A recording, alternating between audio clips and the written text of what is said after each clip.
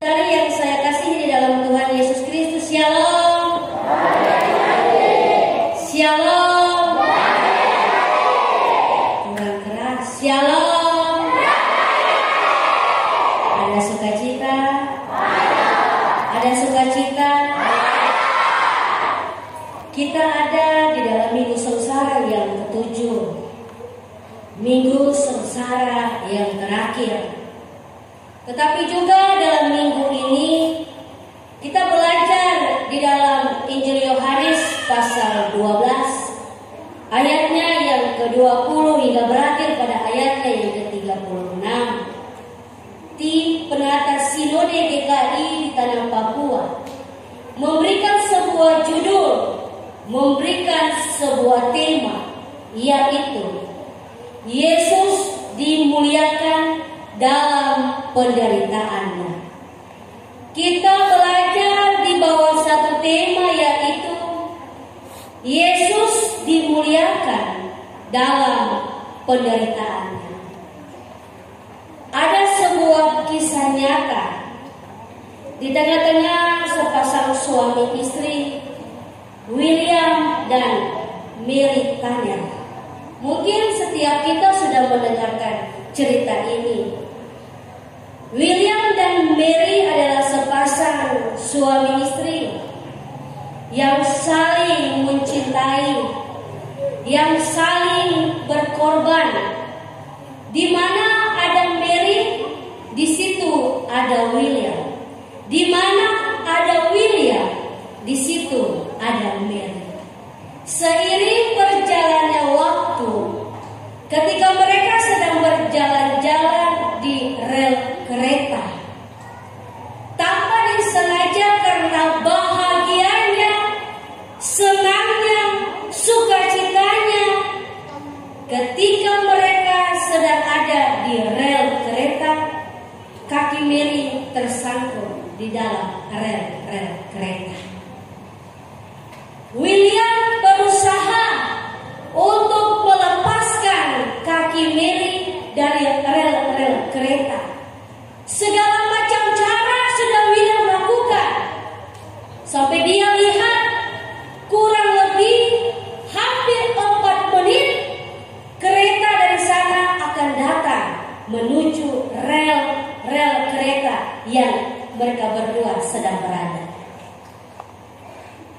Banyak orang saat itu mengatakan bahwa selamatkan dirimu, pergi dari tempat itu.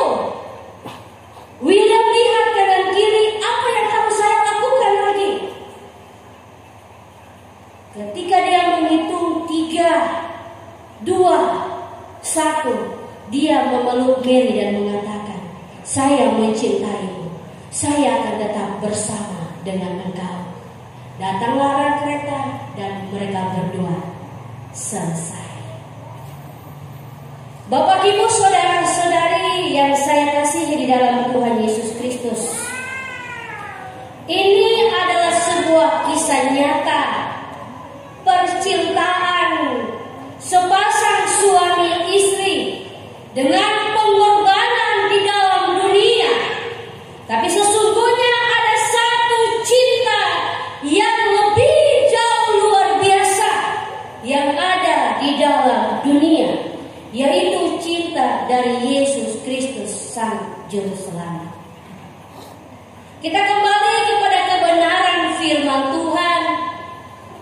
Ketika Filipus dan Andreas diminta oleh orang-orang pada saat itu untuk mau melihat Yesus, Yesus mengatakan kepada mereka bahwa Anak Manusia harus dimuliakan.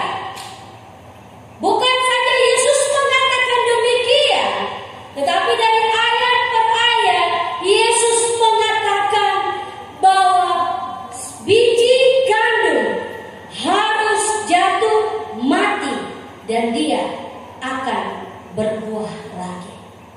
Sebenarnya ini sebuah ibarat, ini sebuah cerita yang menandakan bahwa Yesus harus mati, Yesus harus berkorban,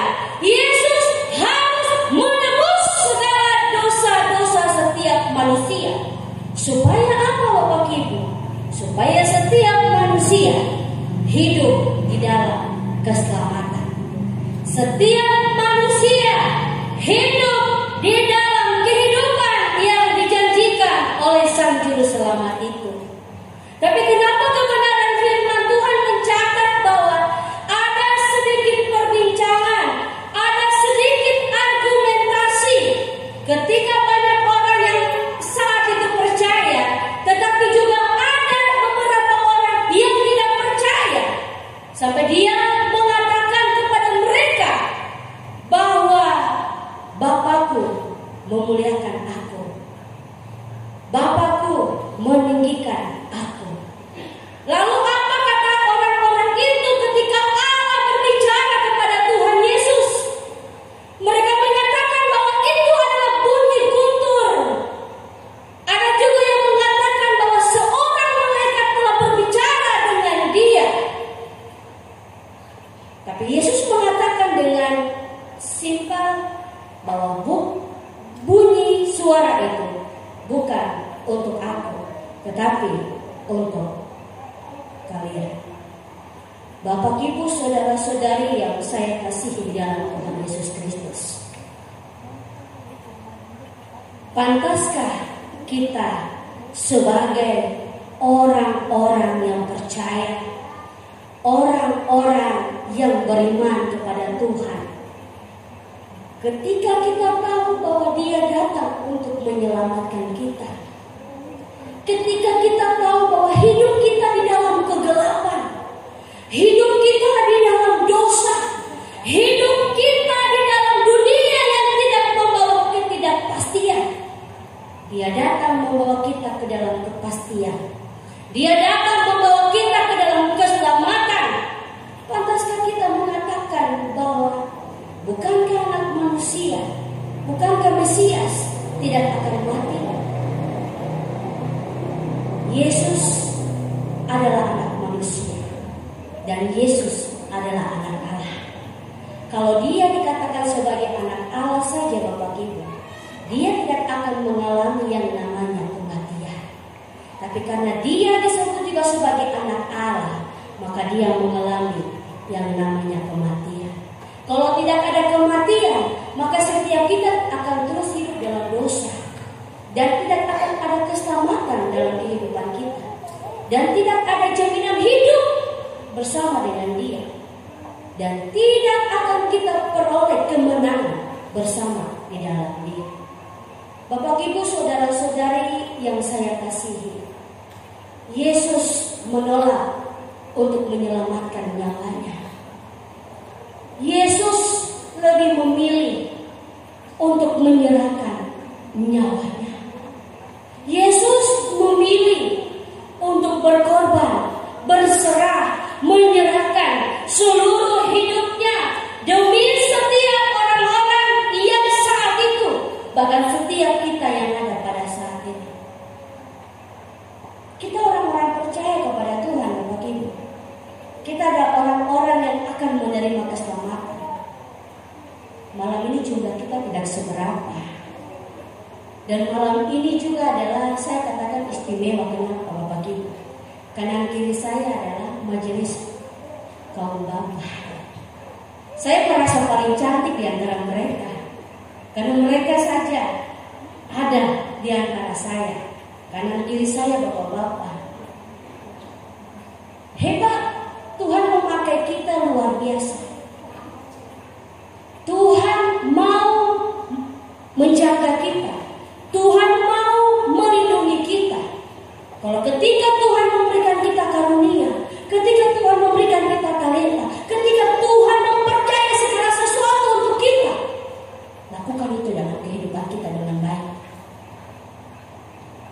Lakukan itu di dalam kehidupan kita sebagai orang percaya. Kita harus bersukaria, kita harus bersukacita, kita harus semangat. Kenapa? Kita ada dalam minggu sengsara yang terakhir.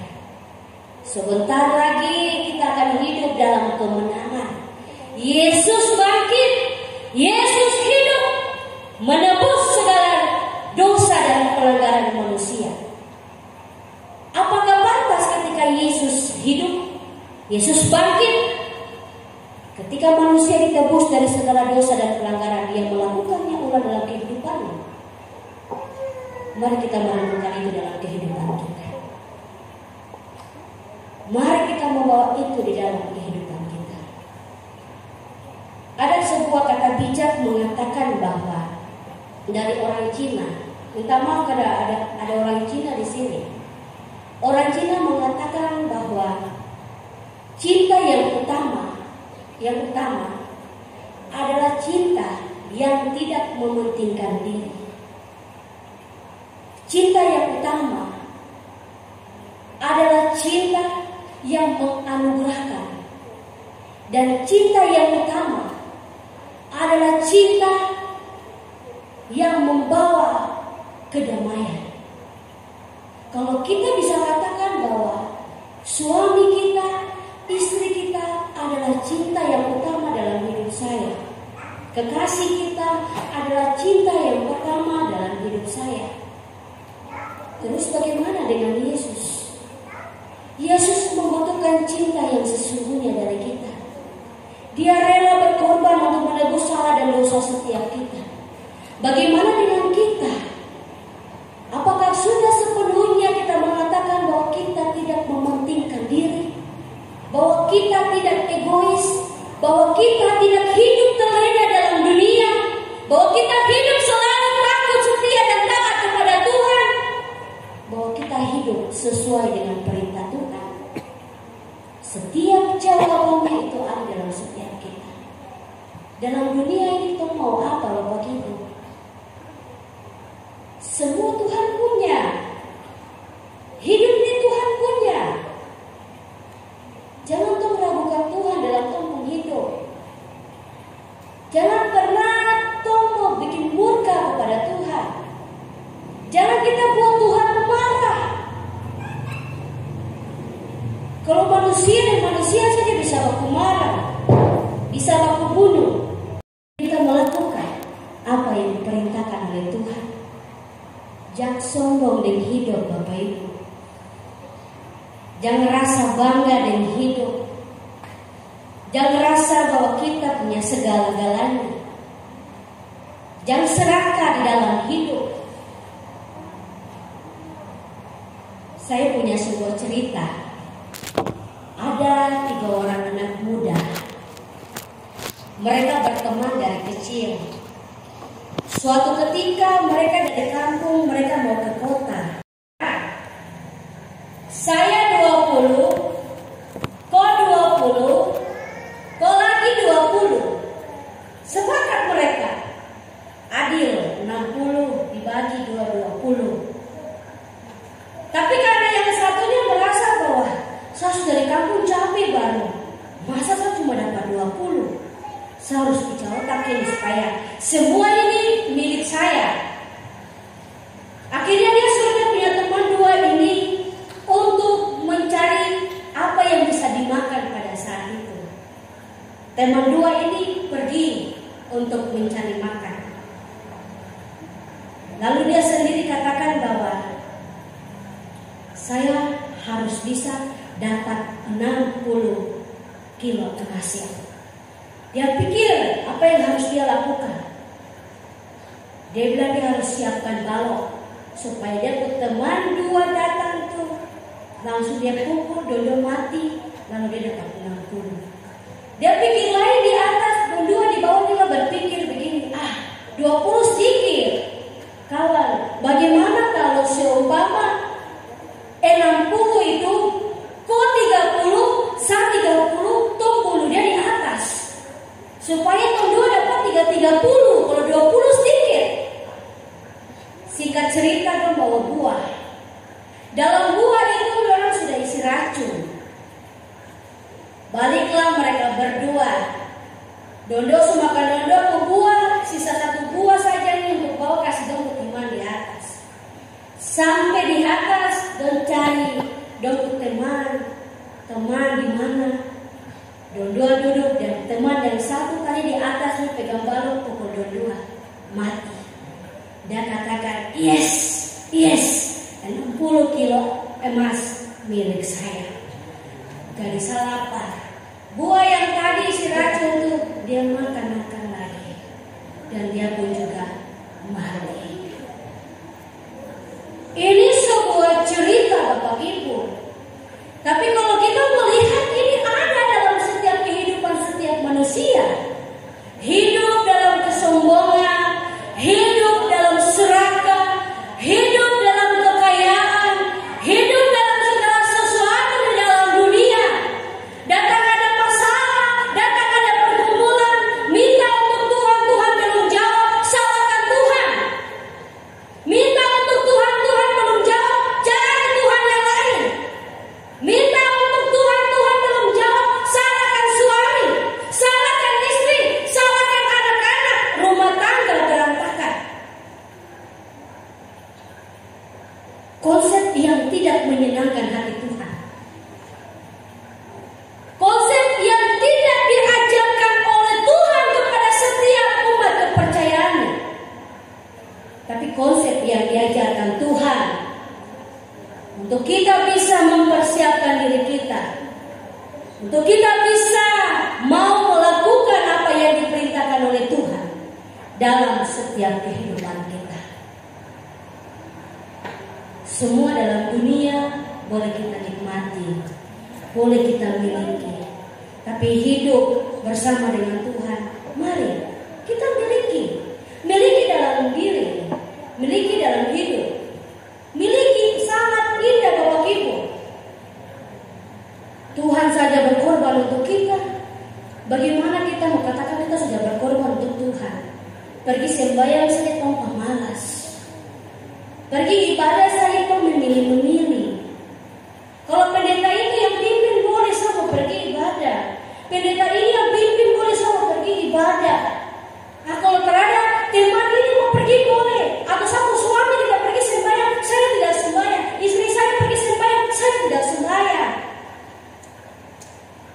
Bagaimana kita mau ibadah kepada Tuhan, memberikan diri kita yang tidak suci, memberikan diri kita yang tidak kudus ini untuk dikuduskan, untuk disucikan. Sedangkan ketika kita memperhadapkan diri kita dengan Tuhan, kita masih melihat hal-hal duniawi.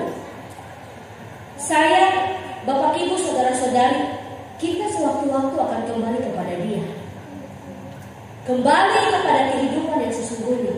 Terus apa yang harus kita banggakan? Apa yang harus kita senangi? Apa yang membuat kita bahagia selain kasih Yesus kepada kita? Anak-anak PAM menyatakan cinta kasih Tuhan. Jangan ada di antara kita hidup saling menghakimi, berdusta. Jangan hidup sesuai dengan dunia. Jangan hidup sesuai dengan ketidakpastian. Tapi bahwa diri kita hidup di dalam kepastian.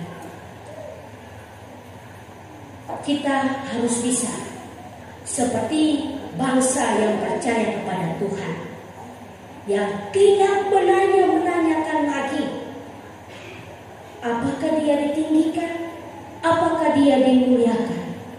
Sudah jelas kalau dia adalah anak manusia, dia datang sebagai anak Allah. Dia datang untuk ditinggikan, dia datang untuk dimuliakan. Yesus tidak minta banyak dari setiap kita. Yesus hanya minta ketika di dalam penderitaannya, ketika di dalam kesengsaraannya, kita hidup memuliakan Dia, kita hidup meninggikan Dia. Dengan cara apa pendeta? Selalu melibatkan diri dalam persekutuan ibadah, selalu merendahkan diri ketika menghadap Tuhan, dan selalu berkomitmen bahwa dengan iman saya, dengan kepercayaan saya, segala sesuatu yang akan saya tempuh semua di bawah kendali Tuhan. Jangan ragu, jangan bimbang, jangan gentar. Hari ini ketika kita berdoa, ketika kita buat persekutuan dengan Tuhan, menentukan kehidupan kita di hari esok, menentukan perjalanan kita di hari esok. Kebenaran firman Tuhan di hari ini mengajarkan bagi setiap kita harus bisa kita melakukan apa yang diperintahkan oleh Tuhan dalam kehidupan kita. Tuhan Yesus memberkati kita dengan firman-Nya.